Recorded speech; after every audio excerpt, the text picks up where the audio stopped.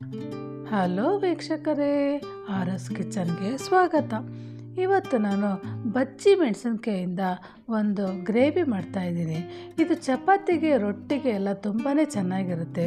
ಬನ್ನಿ ಹೇಗೆ ಮಾಡೋದು ಅಂತ ನೋಡ್ಕೊಂಡು ಬರೋಣ.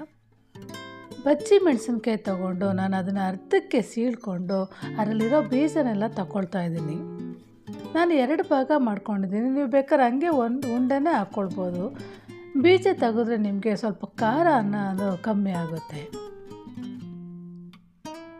ಎಲ್ಲನೂ ಹಾಗೆ ಸೀಳಿ ನಾನು ಬೀಜ ತಗೊಳ್ತಾ ಇದ್ದೀನಿ.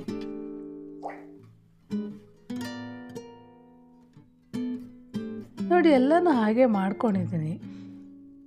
ಇದಕ್ಕೆ ನಾವು ಒಂದು ಮಸಾಲೆ ಮಾಡ್ಕೊಳ್ಬೇಕಾಗುತ್ತೆ. ಅದಕ್ಕೆ ತೆಂಗಿನ ತುರಿ, ಒಂದು ಅರ್ಧದಷ್ಟು ಈರುಳ್ಳಿ, ಜೀರಿಗೆ ಒಂದು ಅರ್ಧ ಸ್ಪೂನು, ಕಾಳು ಮೆಣಸು ಒಂದು 1/4 ಸ್ಪೂನು, ಅರಿಶಿನ, ಹಸಿಮೆಣಸಿನ ಪುಡಿ, ಧನಿಯಾ ಪುಡಿ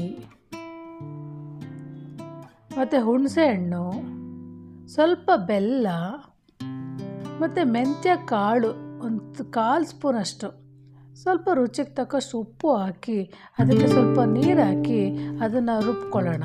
ತುಂಬ ತೆಳುಗೆ ಮಾಡ್ಕೋಬಾರ್ದು, ಸ್ವಲ್ಪ ಗಟ್ಟಿನೇ ಇರಬೇಕು. ನೋಡಿ, ಹೀಗಾಗಿದೆ. ಈ ರುಬ್ಕೊಂಡಿರೋವಂಥ ಮಿಶ್ರಣನ ಆ ಮೆಣಸಿನ್ಕಾಯಿ ಒಳಗೆ ತುಂಬಬೇಕಾಗುತ್ತೆ.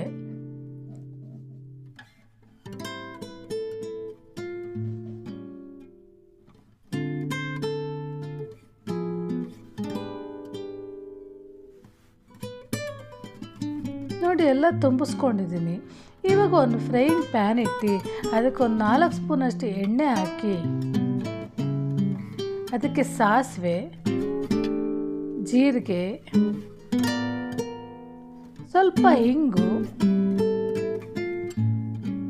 ಒಂದು ಈರುಳ್ಳಿ ಸಣ್ಣದಾಗಿ ಹೆಚ್ಚಿಟ್ಕೊಂಡಿದ್ದೀನಿ, ಅದನ್ನು ಹಾಕಿ ಈರುಳ್ಳಿನ ಹಾಗೆ ಸ್ವಲ್ಪ ಫ್ರೈ ಮಾಡ್ಕೊಂಡು ಬಿಡೋಣ. ಅದಕ್ಕೊಂದು 2 ಒಣಮೆಣಸಿನ್ಕಾಯಿ, ಕರಿಬೇವು ಸೊಪ್ಪು,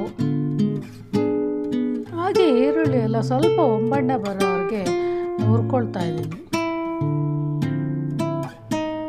ಹಾಕಿದೆ. ಇದಕ್ಕೆ ನಾವು ತುಂಬಿಸಿಟ್ಕೊಂಡಿರುವಂಥ ಮೆಣಸಿನ್ಕಾಯಿನ ಅದಕ್ಕೆ ಹಾಕ್ಕೊಳ್ತಾ ಇದ್ದೀನಿ.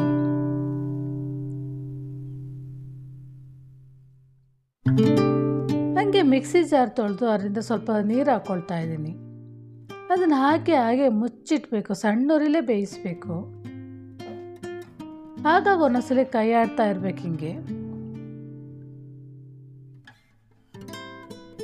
ನೀರಿನ ಅಂಶ ಎಲ್ಲ ಹೋಗಿ ಗೊಜ್ಜಿನ ಹದಕ್ಕೆ ಬಂದಿದೆ.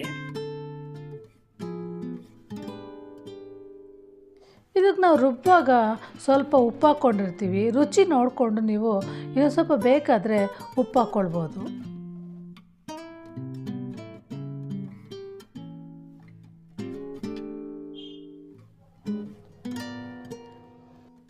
ಈ ಗ್ರೇವಿ ಕುಲ್ಚಾ, ರೋಟಿ, ಚಪಾತಿ, ನಾನ್ ಮತ್ತು ಪ್ಲೇನ್ ಅಕ್ಕಿ ರೊಟ್ಟಿಗೆ ತುಂಬಾ ಚೆನ್ನಾಗಿರುತ್ತೆ. ಕಡಲೆ ಅದಕ್ಕೆ ಕೊತ್ತಂಬರಿ ಸೊಪ್ಪು ಹಾಕಿ ಹಾಗೆ ಮಿಕ್ಸ್ ಮಾಡ್ಕೊಳ್ತಾ ಇದ್ದೀನಿ. ನೋಡಿ, ಗ್ರೇವಿ ರೆಡಿಯಾಗಿದೆ. ಬಿಸಿ ಬಿಸಿಯಾಗಿ ತಿಂದರೆ ತುಂಬಾ ಚೆನ್ನಾಗಿರುತ್ತೆ.